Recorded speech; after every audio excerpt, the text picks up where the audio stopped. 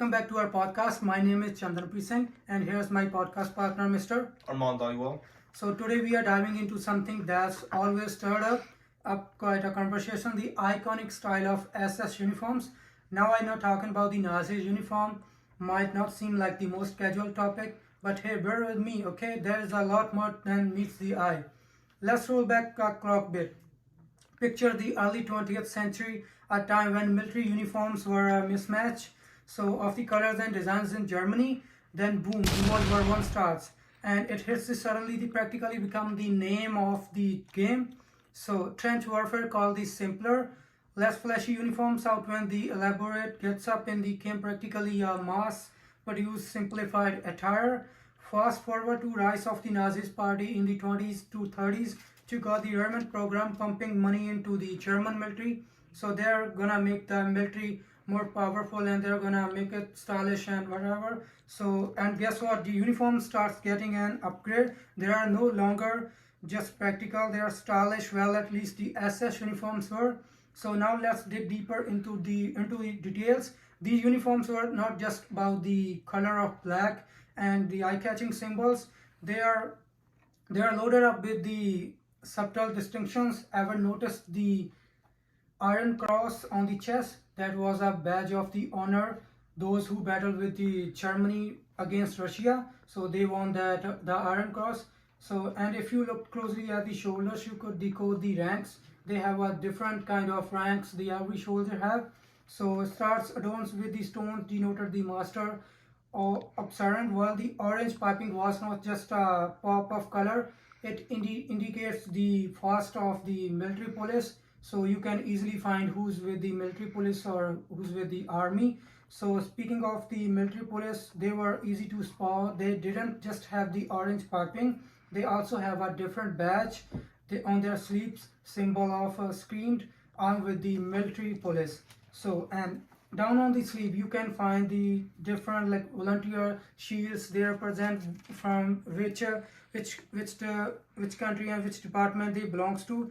Think of the sort of the military merit badge. Each shield represent a different countries or regions.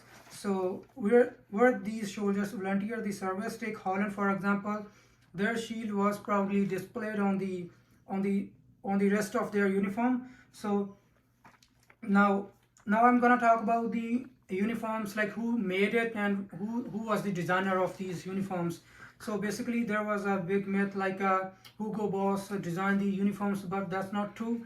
The Hugo was just a manufacturer of the SS uniforms. Basically the designer was the name of the guy Karl Dietrich. So but there are so many guys behind the scene, so like I'm not gonna describe all of them, but they made the color and design that was so symbolic. Like now we can see in the every movie, like Hollywood making a movie, so they are just picking up that black uniforms. You can easily spot a bad guy in the black uniform. So all these subtle details woven into the fabric of the uniforms made them just not a clothes but a statement.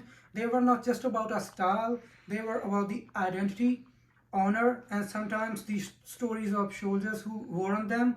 So now here's the thing, I'm not saying these the greatest uniforms ever. Sure, they were the strong and striking, so but maybe a tad overrated. I mean, there are plenty of other military uniforms out there. What could you given them a run for their money in the stylish department? So I think that's the all.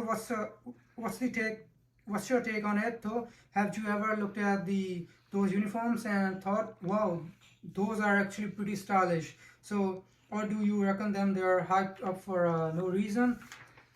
So anyway, that's the wrap up of our podcast. So it's been a wild ride exploring the history, the symbolism, and how these outfits become so daring and famous. So at the end, I'm gonna say keep it stylish and curious. So here's the Armand. You wanna say something? I actually found this podcast very knowledgeable. I learned a lot of new things, and this knowledge was very unique because I never learned about this. And in school, we were never taught about this. We were always taught about the Nazis, but never about their uniforms. So I found this podcast very helpful. Thank you. So that's the thing. That's the thing. Like they never talk about the uniforms or the badges ever. Yeah. But some of the classes in my school, they just taught us which represent like what's the meaning of that symbol. Like Yeah. they have the cross of Najis. It's came on from the Asia. Most of the Asian temples they have the same Yeah. the same spot Yeah, on their yeah, I've noticed that on before. their like temples. Yeah. So, but basically that's all I made. So well, thank you so Thank much. you for watching.